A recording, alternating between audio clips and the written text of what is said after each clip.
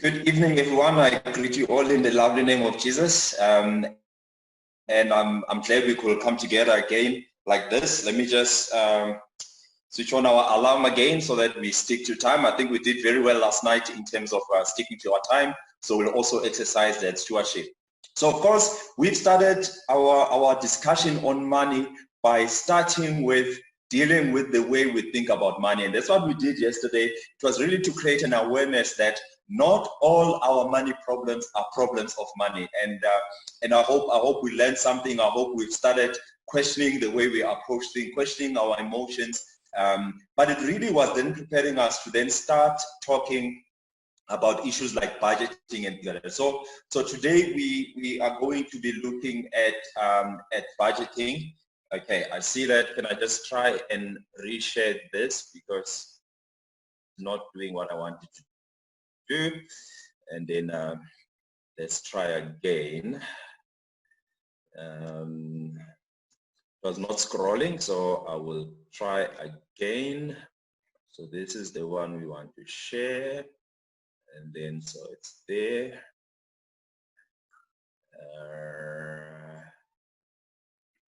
Right. Let's test if it's scrolling. There we go. It's now scrolling. So just to recap, we are going to be discussing the wealth side of money. So this week we are not going to be focusing on what we know very well around tithe offering. We'll be then talking about how do I have a better relationship and manage the money that God has given me. And that's really what we want to focus on.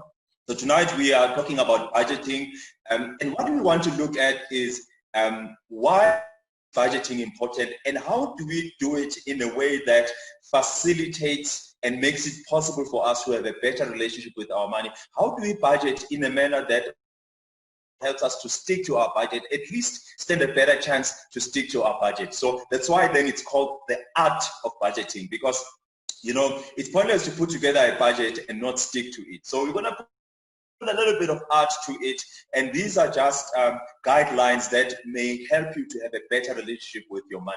And that's really what we want to look at today.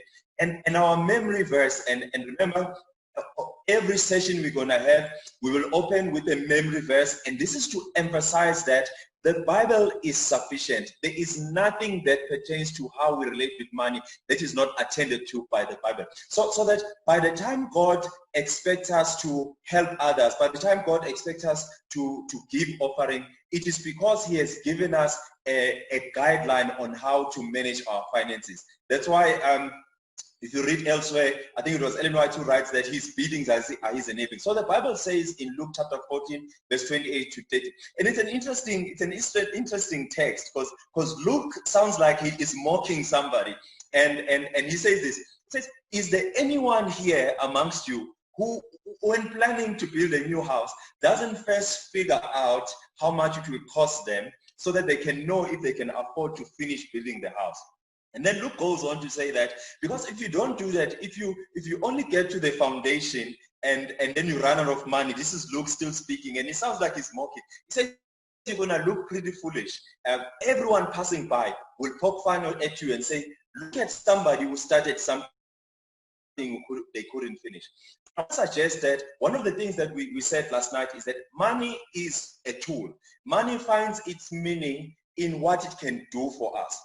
And therefore, Luke is then saying, you don't start building without knowing whether you can afford and finish what you've started. So it's very important. So budgeting really says that. It says, can I afford the life I'm trying to build? So I sit and I count the cost. And then I say, this is the kind of structure I can afford to build. This is the kind of life I can afford to build. Otherwise, I start running out of money and I look pretty foolish. And some of us will look pretty foolish not upfront, because we'll get into debt in order to finance the deficit. But eventually when debt catches up with us, eventually when we struggle to build generational wealth because we've accumulated debt, we start then looking foolish because we've been given these resources, but we have failed to plan for them. So Luke is saying, start by planning, and we'll play around with the metaphor of the house as we go on throughout tonight.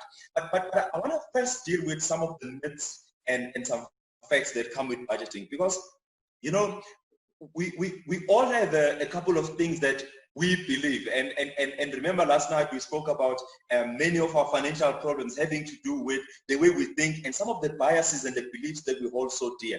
And I want to talk about some of the myths that people have around budgeting. You know, for example, and I've heard some of these myths, you may have heard even more than what I'm going to list here. There are some people who believe that, you know, budgeting, you know, means I'm spontaneous, man. It removes the fun from things. You know, budgeting is so restrictive. It becomes predictable. I'm a spontaneous guy. You know, and we do this thing, and we spontaneously get into debt. We spontaneously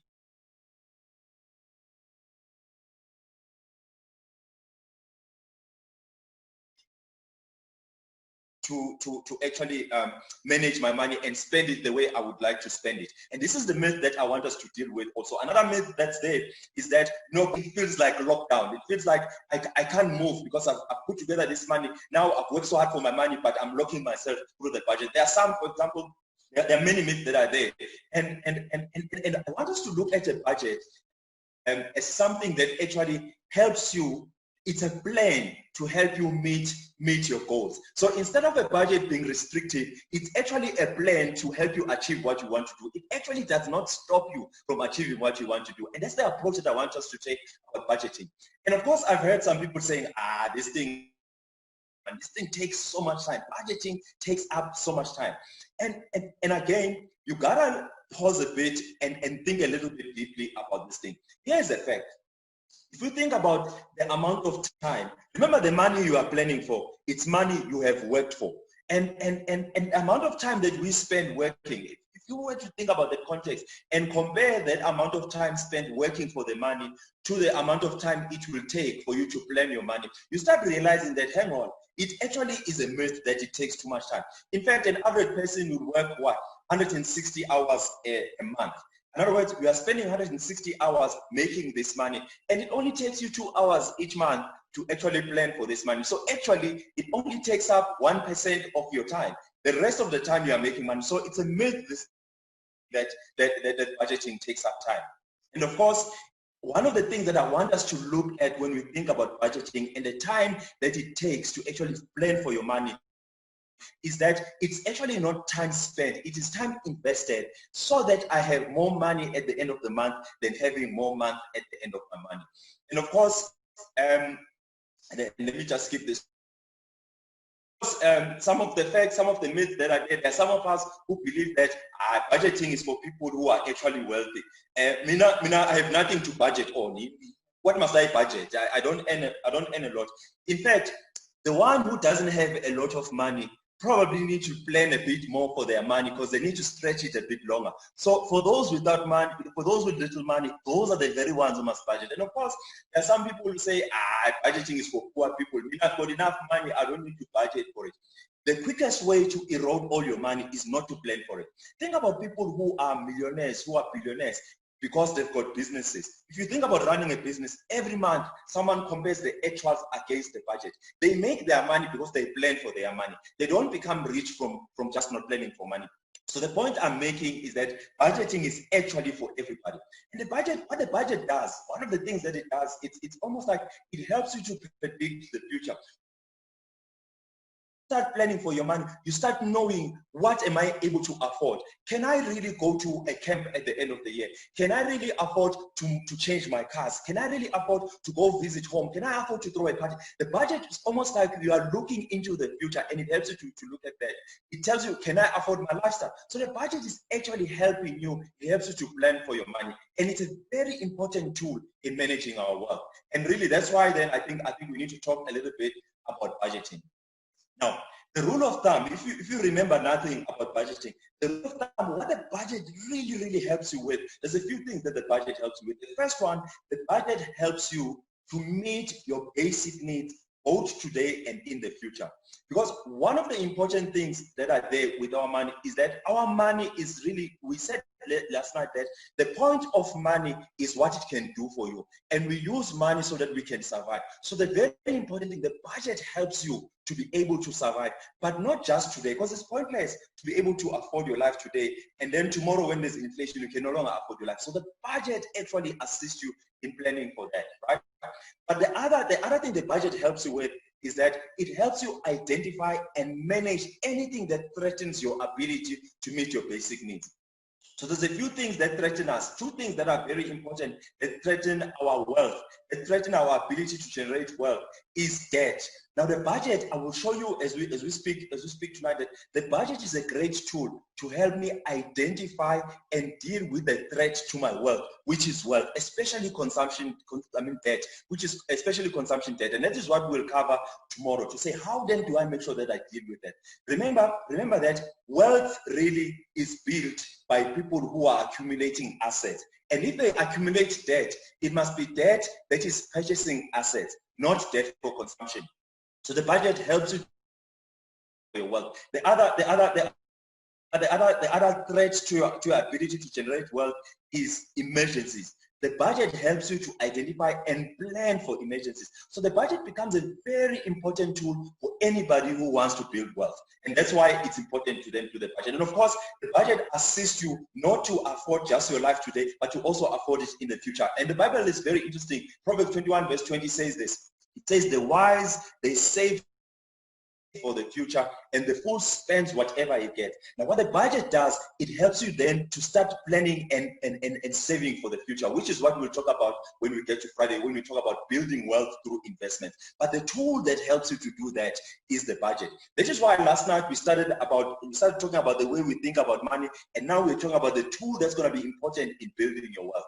And of course, so now how then do we design a budget that can make me to stand a better chance to build my wealth, to stand a better chance to send my money to go to the important parts of my life? Remember what we said about money yesterday? We said that money is there to facilitate the attainment of our desires. Money is there to facilitate the things that we desire: security, comfort, basic need. And therefore, it is very important that when I budget such that the money that I've worked hard for works hard also for me. That's a very important thing, because if I don't plan for my money, there'll be certain areas of my life that my money won't reach because I have not planned for them. And that's why then I think it's very important that we put together some ingredients in terms of budget. Now, one of the things that you will realize, and that's why I started by saying, while the myth says that the budgeting takes up too much time, it might take up some time at the start when you are planning and designing it. But that time is so crucial for you to have a clear plan for building wealth that lasts. And that's why, and those who go shopping will tell you that sometimes collecting ingredients takes up longer than actually cooking the ingredients. So you may take up some time in building and designing your budget, but once it's designed properly, a properly designed budget is such a great companion in helping you build wealth. So we'll talk about some of the budget ingredients. How do you design your categories so that the money, remember, money is a means to an end.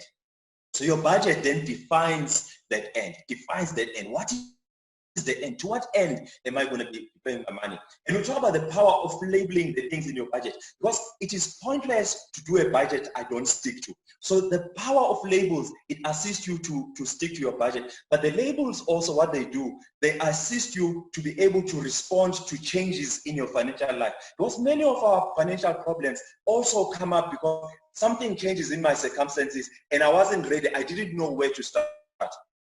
The worst time to prepare is when an event happens. You need to prepare upfront.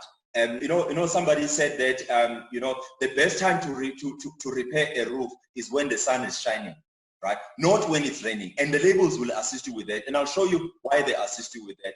And of course, we'll discuss other certain things like tracking and reviewing.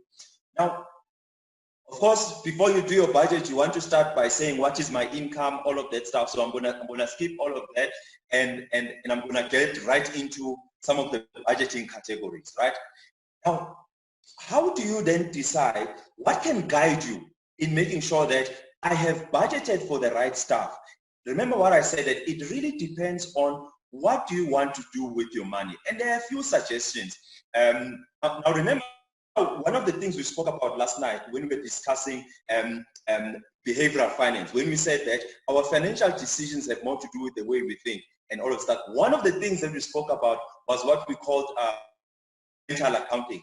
Now, I was painting mental accounting as something that actually help us to make wrong decisions. But one of the things that we said last night is that all this laziness of the brain is also useful sometimes because the brain is trying to process. Now, mental accounting, what it does, it assists us in budgeting because it facilitates this idea of categorizing our budget. So I want us to talk a little bit about that. Now, and let me skip this because we've covered this. Now, one of the things that we said last night is that money is a tool, and it is a tool that is applied to whatever I'm building. Now, if you were to think about it, when I've worked hard for my money, I work hard for my money so that it can work hard to make my life better. And therefore, when I decide what to budget for, the best guide is anything that can help me to make my life better. Now, the question is, what are the things that make a human being function?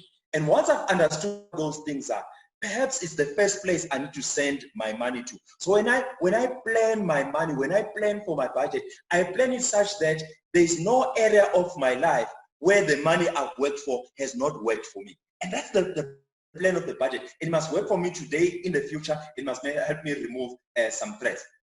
Now, it's quite interesting. How do I decide what areas of life should I send my money to? Which means what kind of categories I must have. And this is the suggestion. If you read your Bible in Luke chapter 2, verse 52, what makes up a human being? What are the basic things that make up a human being? And if you can understand what those things are, it gives us a guide to where I must send my money. Because money is a tool to help me build my life, to build this building called my life. And if you read Luke chapter 2, verse 52, the Bible says that the child talking about Jesus, he grew in favor with men, with God, he grew in stature and wisdom. So suddenly it tells you that what makes up a person is their mental side, is their physical side, is their social side, is their spiritual side. In fact, when I think it's Ellen White, when she was defining true education, she says the true education has to do with the whole person. And you want to say, what is the whole person? Remember, we are trying to understand what are the things that make up a human being so that the money is sent to go and build the whole human being. And she says the whole person is the physical, is the mental, is the spiritual. So when I start designing my budget, I must make sure that my money works for me and it works for every area of my life. And why am I saying this? Why am I saying this? Why is this thing important? You will notice that there are certain expenses and there are certain debts we get into because we are trying to compensate certain things in our lives. For example, if I have an issue of some of us buy certain clothes because of esteem. You know, I always ask people and say, if you didn't care what people thought of you, would you drive the car that you drive? If you didn't care what people thought of you, would you have the hairstyle that you have? Some of us are overspending because of self-esteem. Now, is there a cheaper way of dealing with self-esteem? What are the things that make up a human being? Because those are emotional things. Those are status. How do I make sure that I don't overspend on those? That's why I'm talking about these categories. Now, if you read Matthew chapter 4, verse 4, we are now trying to say, what kind of categories should I have in my budget so that I send my money to all areas of life and it gets there and hits the right spot? And that's the important thing, because if it doesn't hit the right spot, I start collecting stuff to compensate for the areas of void. Now, how do I make sure that I plan my money that all the right spots are hit and it doesn't cost me too much money? And that's what the budget must do. It must meet the basic needs emotionally, physically, and all other areas. Now, Jesus says this when he's being tempted by the devil. And I'm quoting these verses because obviously we are talking in a Christian context. And I'm trying to demonstrate that in Christianity, there's no magic. In Christianity, there's also some guidance for basic things about life, some guidance for managing our finances. Christians don't stop budgeting because they can just pray and a miracle happens. Sometimes part of a miracle is an instruction to do something and be faithful in the natural. And look at this thing. Jesus is being tempted by the devil. We know the story. He gets up there. The devil says to him, "Hey man, you've been hungry this whole time." Obviously, it's me. I don't think the devil said amen, but you understand. So he says, "You've been hungry this whole time, and why should you worry about being hungry? And you can already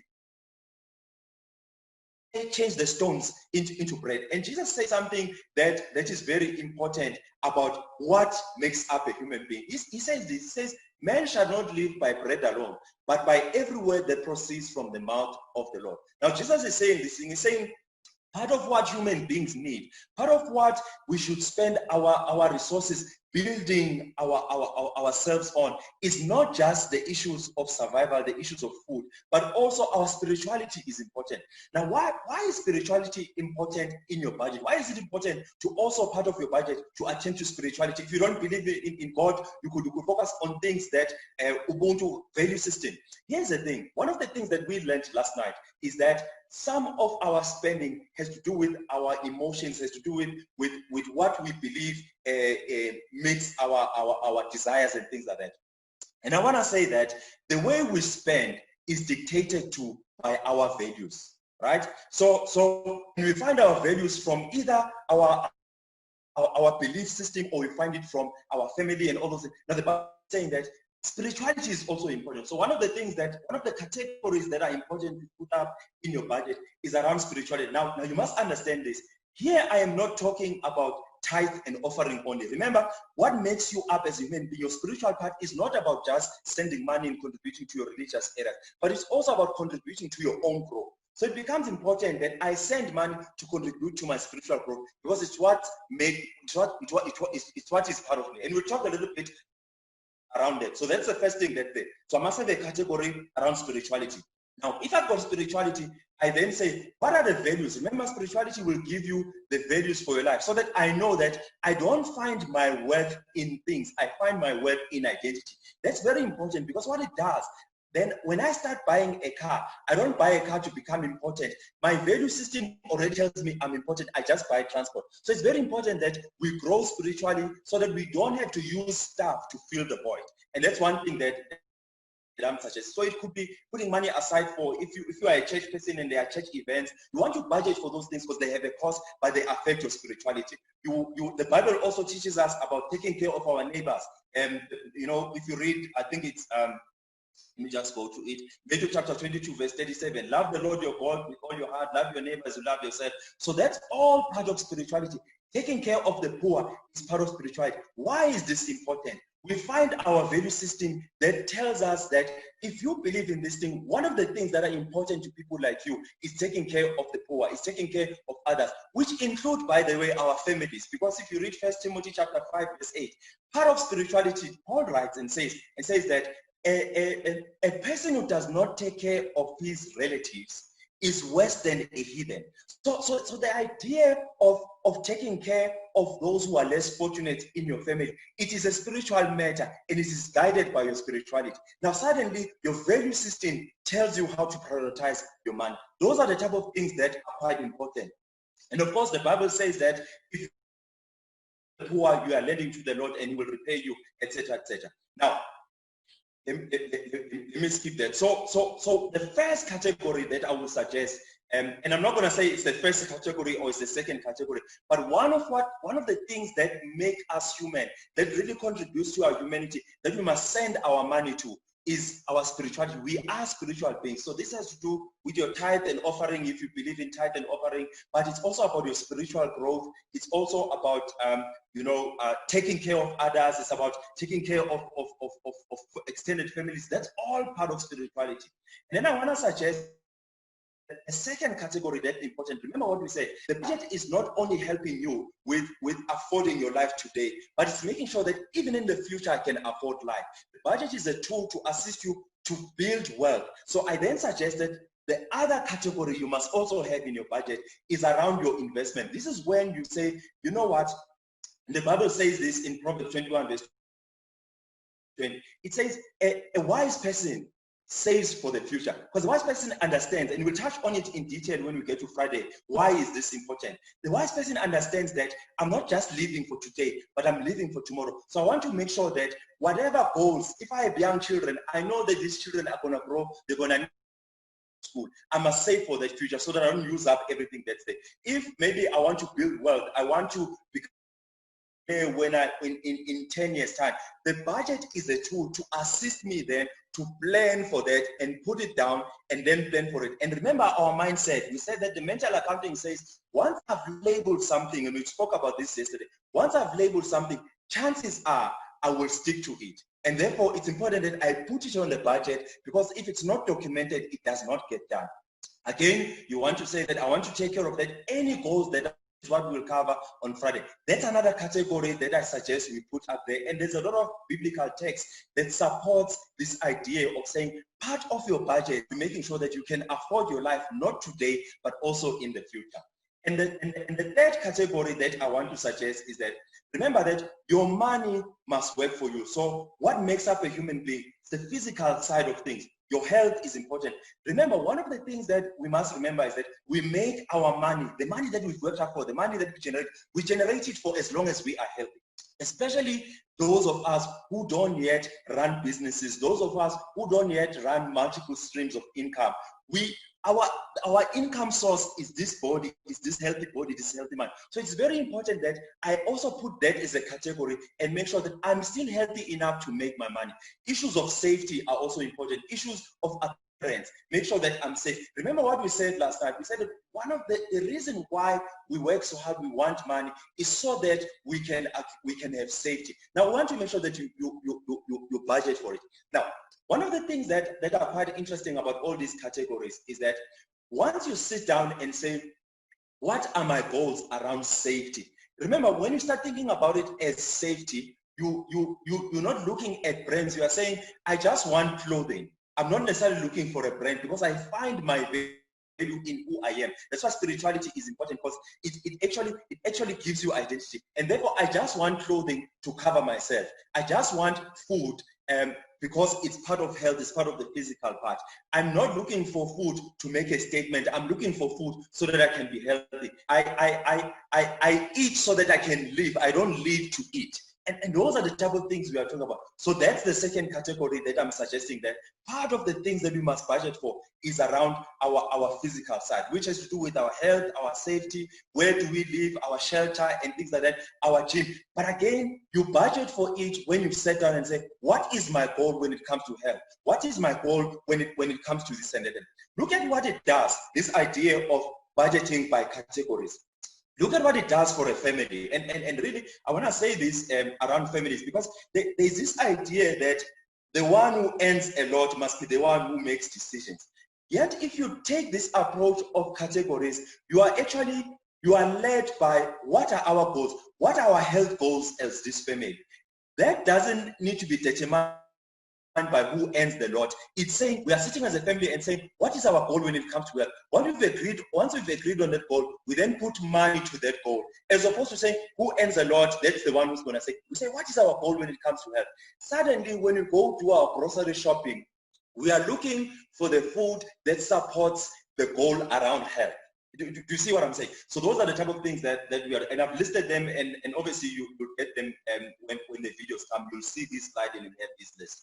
And remember, the idea again here, because you've said that the aim here is to make sure that I take care of the physical. Therefore, when I look for food, I shop for food that attends to the physical, so that I am healthy based on my goals, not based on making a statement that I bought in this grocery shop and therefore we look rich. No, I'm just buying food so that we can be healthy, not to make a statement. When I get a home, I'm looking for shelter and for warmth. I'm not looking to make a statement. I'm not looking for shelter so that I become broke. I look for shelter so that I can be protected. Suddenly, even the way we approach these categories is for their usefulness and not the status they give us. Status comes later, right? Now, the other category that I'm going to suggest is the professional life. Remember, what also makes us human beings is also the professions that we have, our businesses, the intellectual side of things. And it is very important, and many of us ignore this part in our budget. Now, if you think about it, of course, I must travel to work, I must travel to my business, etc. So those are obvious, your vehicle installments, your transport, your car wash and things like that. But there are other things that we ignore. If you think about it, part of the things that can assist you to build wealth is improving your skills, improving the reach of your business. So you want to make sure that we invest some money here so that I still maintain and increase my ability to earn income. Put money into it. And that is why it's important that in this category, I make sure that I grow. And you remember what we said when we read in Luke chapter 2, is that the Bible says Jesus grew. The issue of stewardship is not just to retain and keep things as they are. The issue of stewardship has to do with preservation and growth. That is why when you read the story of the talents in the Bible, there's this servant who comes back and he wants to be proud that he has preserved what he has given. The master says, but you could have grown what you were given. And the idea is that our money must also help us exercise stewardship, even in our profession and our skills or our business. So we must put some money in making sure that we actually grow our capacity to earn income. One of the ways to build wealth is not always about cutting your expenses. It is also about growing the top line. You grow the top line by also investing in this thing. And we'll talk about that on Friday when we talk about investment. Because investment is not just about money. It's also about our skills, investing in those skills. And the budget assists us with that. And of course, it's also about making sure that your children also do all of that. I'm gonna share what that is. And again, look at what it does. Once I've categorized it as this money is for my professional life. In my professional life, I need to make sure that I'm able to get to work. I'm able to get to my business. And therefore, when I look at the car that I buy, the context of the car is transport to go and make money. And therefore, I don't overspend on the car for luxury. I'm using the car to support my profession. And therefore, I don't necessarily need to buy the most expensive car because I'm buying a car for its usefulness. I was quite interested and intrigued. One time we went to, it was Germany. You know, of course, here's an African who's going to Germany for the first time. And the African is very excited, that is me. He's very excited. He's saying, man, I'm going to Germany where the German cars are made. And I'm going to see so many German cars on the road because this is where they are made. I get to Germany, the Germans who made German cars, the Africans drive, are on bicycles. Right? And you can argue and say they've got better infrastructure. But here is the thinking that I had with me. And I said, somebody said that the purpose of a car is to transport me. There are many alternatives to transport. I don't need to break the bank. Am I able to go with the bicycle? And that's the point that I'm saying, that once you categorize the things by their usefulness, you stop worrying about how the car makes you look. You start saying, what is the purpose of a car? And therefore, as long as it meets its purpose, I don't need to get poor for transport. I need to get transported for transport. Those are the type of things we're talking about. And then, of course, the other categories that I want to suggest in our budget is the intellectual side of our lives. Now, one of the things that will really help us to make more money. People make more money because of who they know and what they know. And you know, you've seen a lot of people who may not have gone to school, but they are becoming millionaires because of the skills that they have. And I want to suggest that if you want to build wealth, have a category in your budget where you send your money to increase your intellectual capacity, learn a new skill, so that you are able to, this is how you start building different revenue streams. But your budget helps you to send the money to that. Skills development, things like that. But the other thing that's important is we are social beings. And this is what always worries me. We know we are social beings, but we want to be spontaneous about what we spend for dates, what we spend for eating out with friends. And those are the things that get us into debt. Look at this. Because our minds, remember what we said, that our minds are lazy. And we said, once I've labeled something and I said 500 rands is for eating out, chances are I will spend close to 500 rands as possible. Yet if I've not put it on the budget and I just eat out as soon as my friends call me because we are spontaneous, suddenly I don't know what's my budget for this thing, so I keep on spending because I have not planned for it. But when I've planned for it, I even know that I only want to go out with my friends on Fridays, and that is my budget and I even take it out in cash and say, guys, this is how much I'm going to spend. But the budget assists you with that, and it works hand in hand with the lazy brain that says, if it's labeled, that's probably what I'm going to do with it. And you must plan for it. The last category on this screen that I want to talk about is there's a certain area in our life that we keep ignoring, yet we've worked so hard for. And I must say this, our jobs, our businesses are very, very stressful. We work hard and we become stressed, and many of us start to have psychological issues, but we spend no money to actually deal with that. And I want to suggest that in our budget, we must also not ignore the emotional part of life, whether it's going to therapy if you can afford it, or a simple thing as putting in airtime so that I can talk to a friend. Because if our mental space is not okay, we will actually jeopardize the sources of income. We are dealing with a lot of people, for example, in many businesses that some people run, where you realize that a lot of issues that happen in the workplace have to do with emotional issues, have to do with depression, because we are also not spending some money in dealing with these things. So it becomes important that we plan for that, because this is the body, this is the mind that's going to make you money. If you don't plan for attending to everything that affects that body, you're actually going to lose a lot of money. And of course, the other thing that's important, remember what I said about the budget. I said the budget also assists us to remove anything that threatens our wealth. The issues of protecting our assets, protecting our income earning capacity, we must budget for those things. Because the last thing that you want is that I've bought a house and then it burns while I owe the bank, and now I need to find the home and still pay the bank because I have not insured it. And therefore, it's important that we protect everything that we have, and that's where insurance comes in, that's where alarms come in. That's why we're going to deal with when we talk about emergency, financial emergencies, because it's very important. Because if you don't deal with financial emergencies, an emergency will happen and then your wealth will be eroded. You'll find yourself in debt. But if you don't plan for it, you will actually miss it and ignore it. And therefore, it becomes important again that part of the categories that we have is that how do I protect what I have built? And remember what I said last night is that one of the reasons why we want money is so that we can protect ourselves. But we must plan for this protection, and it mustn't be out of fear, it must be out of a sober mind. And again, you want to have that category. We'll talk about these categories tomorrow. And those are the categories that we talk about. So it's about our spirituality. This is why is our spirituality important? So that we can have some bit of peace of mind, we can find our identity, so that we don't find identity in stuff. Because if we find identity in stuff, we overspend.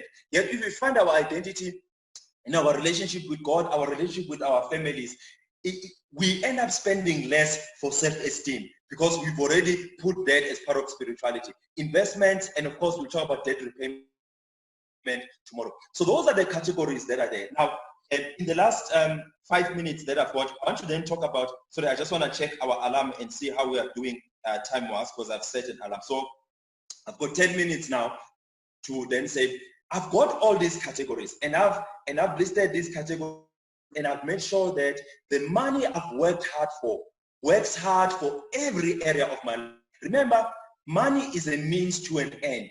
The budget defines the end, so that I then apply the means. So the budget gives meaning to the means.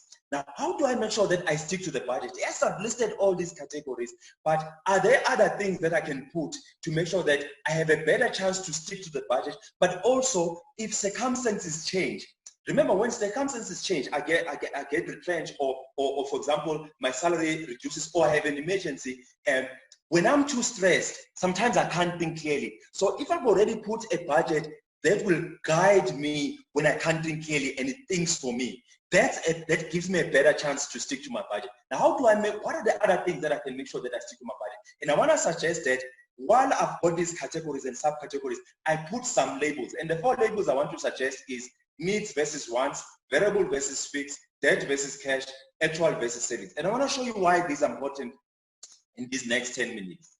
Now, one of we've learned some interesting words, obviously, during lockdown. We've learned the difference between essentials and non-essentials. And many of us, we got an opportunity to realize that, hey man, there are things that I live without and I didn't die. Maybe I can live without these things. And therefore, it's important that we differentiate between wants and needs. Now, let me just give you an example of what wants are and what needs are, and why these are important for those who want to build wealth. And these, remember, this is important for those who are interested in building wealth. Those who just want to overspend, well, you know, you don't plan for overspending. Now, look at this. Wants are things we can survive without. For example, in my groceries, if there's no mayonnaise, I'm not going to die. Really, you're not going to, nothing against mayonnaise, but you're not going to die. And needs are things I can't survive without. So for example, I can't survive without being transportation to my job. It could be a taxi, it could be whatever, but I need it. I can't survive it. So it becomes a need, right? Wants are things I can generate income without. I can generate income without yogurt in my groceries, but I can't generate income without basic nutritious food because I'll be too hungry. Those are the things. So those are the different things. Now I must give caution because there's an evolution that happens. There are certain needs that look like needs, but the way we meet them, we turn them into wants. So what do I mean by that? Let me give you an example. Of course, the body needs water. You know, the body, I'm told that body is about 70% liquid, 70% water. So the body needs liquids, it needs water, it needs all of that. But look at so water is a basic need. But I can graduate from water into bottled water. Get water, but I'm going fancy on it. Then I move to flavored water. The next thing I'm going to cold drink. I've just turned a need into a want. So even the way we meet our needs can turn them into wants. That's why it's also important. For example, shelter is a need. When I was at varsity, I stayed in a room like this. But once I graduated, I still need shelter, but it must show that I'm working. And that's our other challenge, that it must show syndrome. And then I get a promotion. I now need stay in a cluster, not a townhouse that looks like a flat. And then I get an increase. Now suddenly it is still shelter, but the way I meet it, it has become a luxury. Now that's another thing that I want us to guard against. We do that with cars. At some point, transport is the need, but transport can be met with a taxi. As soon as I get a job, I get an entry-level car. I get a promotion, I get a semi-luxury. So we can do these things. And that's why it's important we label these things as needs and wants. How do you do that? And I've put together just something here. Here's an example. So I've got, it's the physical category. This is born, rent, and I've labeled it needs or wants. And I'm going to show you the power of this thing. Why is this important? Why is labeling needs and wants? How does it help me? How is it useful? Now, if I ever run into financial issues, let's say I've realized that we've got a new baby here and we can no longer afford the life that we used to afford. Instead of being stressed, I go straight to the things I've labeled as wants, because the things I've labeled as wants are things that I can live without, and I can find cheaper alternatives for without necessarily affecting my life adversely. This thing tells me I've got 5 minutes left, so I need to wrap up, right? So this is how it becomes a good. The second label that I said we can put, I said it's fixed versus variables. Fixed costs, for example, they are the same every month. Your rent is the same every month. Your car installments are the same every month. They are paid on a regular basis and they cannot be easily changed. For example, if I want to change the value of my rent, I need to make a big decision. We need to move houses for us to change that. Variable costs, they differ from month to month, but they might be paid regularly, but I can easily change them. So for example, I could look at my takeaways. If I start carrying scarfing and stop eating takeaways, I can really change how much I spend on it. Just by changing my behavior a little bit, I can change it. If I label my things between fixed and variable, what I'm able to do, I'm trying to run quite quickly here. What I'm able to do when I need to start cutting costs, it is very easy to go straight to the costs that are labeled as variable costs and say, I can just twist my behavior a little bit. When I start wanting to cut my costs, I go straight into, for example, my takeaways and I say, I'm going to start carrying scarfing. I make a small change in my life and I've already had a dent. But the things that I've labeled as fixed costs, they need a family meeting. They need a big decision. We need to change our addresses. We need to sell our cars. But by labeling them, when I need to make changes in my budget, I need to make changes in my life because of circumstances that have changed, I know that this needs a big decision, this needs a small decision. So I start with the easier ones and I start seeing results almost immediately. right? So for example, instead of takeaways, I can carry stuff in. I'm not gonna repeat that. For example, if I've got electricity, I can just switch off the rooms where we're not occupying and we are saving some costs. Those are the type of thing. And then the other label that I want us to label is debt and cash. There are certain of our expenses that are financed through debt. For example, your bond is debt. If there you've got repayments of a clothing account, that is debt.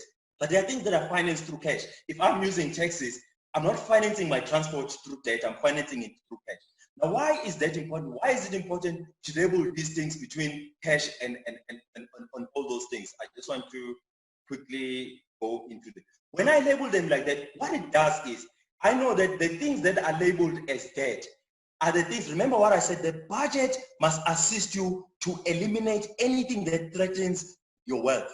And debt, especially consumption debt, it threatens your wealth. Everything that is labeled with a D, that is debt, it becomes my plan. So for example, I say that if we know that there's a bonus coming at the end of the year, we already know that if we want to build wealth, we want to prioritize and fast track our debt with that bonus. So already we know where our bonus is gonna go because of the way our budget is labeled. I'm now running through it because we are out of time. So that's why I'm skipping it. And I think the last one that I've spoken about is around actuals versus savings. There are certain expenses that are actual expenses. I'm paying for school fees, but there are expenses that I'm planning to go home in December, but I'm putting money aside each month. We are planning to have a boys' holiday, short left, so I'm putting money aside. By labeling between actual expenses and the expenses I'm saving for the future, I know that if I have an emergency, I'm able to go straight into my budget. Anything that has an S, it says I have an opportunity to those things, that's the money I can use and postpone those things. Do you see that by labeling my budget, I'm able to think quite fast even under pressure? Because when I'm under pressure, my brain locks, I'm not able to think, but the budget thinks for me. That's why I'm talking about it. And then the Bible also says something wonderful, and this is what I want to end with. The Bible says in Proverbs 27, verse 23, it says, know your sheep by name. Carefully attend to your flocks. Do not take them for granted. Possessions don't last forever, you know. And the idea is that I must be able then to track, have I spent in accordance to what I have planned? It is pointless to put together a beautiful budget then that I don't sit and review and say, am I spending in accordance to my budget? And again, this gives an opportunity for families to sit down and talk about money and look at their habits and look at some of their trends. You see that the budget becomes a tool to facilitate discussions of money that might not happen in the family setup. For example, if we were planning to, and I want to suggest that track your budget on a weekly basis, as opposed to tracking it just on a monthly basis. So for example, if we had budgeted to spend 1,000 rands on groceries, 1,000 rands on shopping, and we had budgeted to spend 3,000 rands on groceries, and then we realized when we've done our groceries that we've actually spent 3,200, then we know that next week our shopping must not be 1,000, it must be 800. I must not find this out at the end of the month that I've overspent. That's why tracking your budget on a weekly basis, just a 1-hour family meeting of saying, how have we been spending last week? Did you spend according to what we planned to spend last week? And therefore we plan for next week. It really helps to make sure that I don't discover I've overspent and I've run out of money at the end of the month. Those are the things that we want to talk about. I want to end here because I can see we are out of time and I don't want us to run out of time. But this is what I'm talking about. So one of the things that I want to suggest is that we actually track our budget on a weekly basis. Because if you think about it, you don't buy all your groceries, all your expenses don't happen at one point at the end of the month. For example, your gardener may be coming in once a week, and therefore that's a weekly expense. Your petrol happens once a week. If I track it, after week 1, we sit on a Sunday as a family, and we sit for an hour, and we are tracking our budget. How have we spent last week, and what do we expect to spend this coming week? We are able to course correct. If there are things we've overspent and we need to adjust our decisions for this coming week, it helps us to stick to our budget and not find out that we've run out of money at the end of the month. And these are the type of things that assist us. And of course, You don't have to do your budget on a manual way where you go and take out receipts and print things. There are tools that are out there for budgeting that are automatic, that automate these things, that link to your bank accounts and things like that. And I'll suggest you Google them. I mean, another good one is 24/7. Is it 22/7? I think it's 22/7 by Old Mutual. It links with your Pick and Pays. It links, it's so beautiful that each time you spend, it tracks your spending so that you don't have to manually work out these things. So look at some of those apps that have been made that are actually safe. And these things can help you to track your budget, and you're able to do it on a weekly basis. Now, what this budget does, and I'm stopping here, we'll summarize a bit tomorrow because we have some time. And I don't want to take up too much time. But what the budget does then, it helps you plan for your finances. It helps you to stick to what you've planned. But it also helps families to start having more money discussions than they used to have before. Because if you are sitting and tracking our budget on a weekly basis, we are suddenly discussing money and planning for our lives. And I want to end it here because of time. But that's really the art of budgeting. And the other things, and you'll see it will come together when we start talking about debt. How do we get out of debt using our budget? How do we plan for financial emergencies using our budget? How do we start investing using the budget as a tool? So this series that we are having this week, it builds on each other. Last night we spoke about behavioral finance. Today we talk about budgeting. It builds on each other. But I'm going to stop here and we'll take some questions and then we'll end. Thank you very much.